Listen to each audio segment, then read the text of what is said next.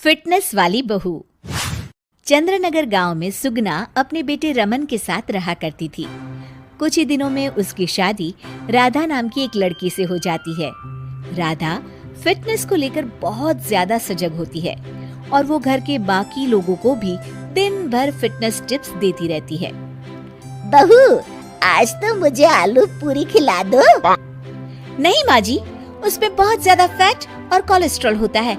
आपको तो मैं आज प्रोटीन सलाद बनाकर खिलाऊंगी। कुछ दिनों तक तो सब ठीक लगता है, मगर धीरे धीरे सुगना और रमन दोनों ही राधा की इस आदत से परेशान होने लगते हैं।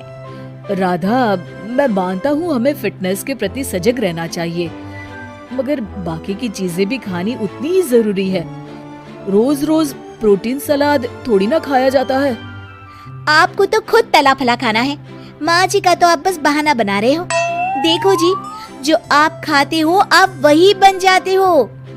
अरे मुझे ये सब ज्ञान मत दो राधा, मैं बस ये कहने की कोशिश कर रहा हूँ कि हर चीज खानी जरूरी होती है। तेल और घी भी खाना जरूरी होता है एक मात्रा में। खैर, तुम नहीं समझोगी। कुछ दिनों बाद तीज आने वाली होती है और सुगना अपने दोस्तों के लिए तीज पार्टी रखती है। अरे बहू, आज तीज है और मैंने कुछ सहेलियों को खाने पर बुलाया है। कुछ अच्छा सा उन सब के लिए पकाना। ठीक है माँ जी। शाम को सुगना की सब दोस्त आ जाती हैं। सुगना सबको अपनी बहू से मिलवाती है। अरे वाह सुगना, तुम्हारी बहू तो बहुत ही खूबसूरत है। सिर्फ खूबसूरत ही है या गुनी भी? अरे नहीं नहीं, मेरी बहू बहुत ही संस्कारी है। घर का सारा काम भी खुद करती है। थोड़ी देर सब गप्पे मारते रहते हैं। फिर राधा टेबल पर खाना लगा देती है। खाना लगा दिया है मैंने, आप सब खा सकते हैं। सब लोग टेबल पर आते हैं। अरे ये सब क्या है?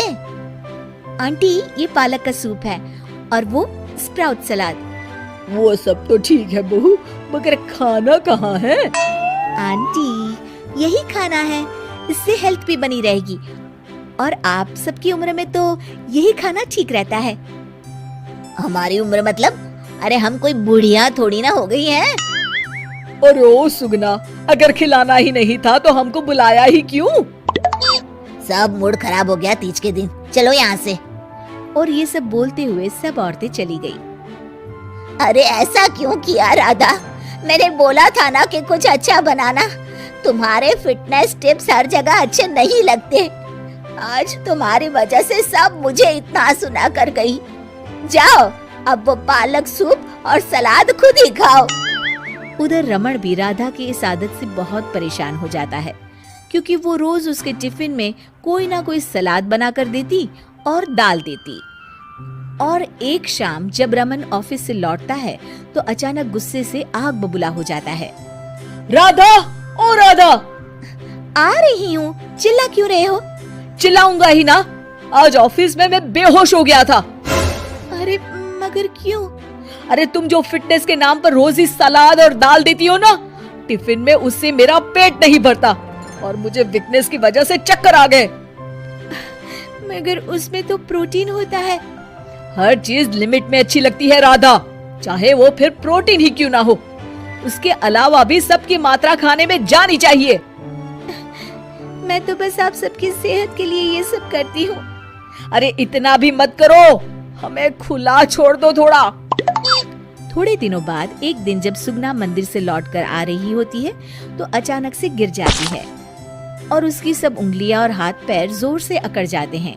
कुछ लोग मिलकर उसे घर छोड़ जाते हैं। घबराई हुई राधा तुरंत डॉक्टर को बुलाती है। डॉक्टर साहब, माँ जी को क्या हो गया है? इनका पूरा चेकअप करना होगा। वैसे तो मुझे लग रहा है कि इनको गठिया हुआ है, इतना तो पता चल रहा है। गठिया? बाप रे! हाँ, गठिया। इनके घुटनों और सभी जोड़ों में जो लचक, जो चलने फिरने के लिए ऑयल चाहिए ना, वो अब नहीं है। अरे कैसी बातें कर रहे हैं आप? मैं तो इनकी सेहत का बहुत ख्याल रखती हूँ। रोज प्रोटीन सलाद खिलाती हूँ और सूप भी। मतलब ये बिल्कुल भी ऑयल या घी नहीं खाती? नहीं नहीं। अरे कैसी बातें कर रही हैं आप?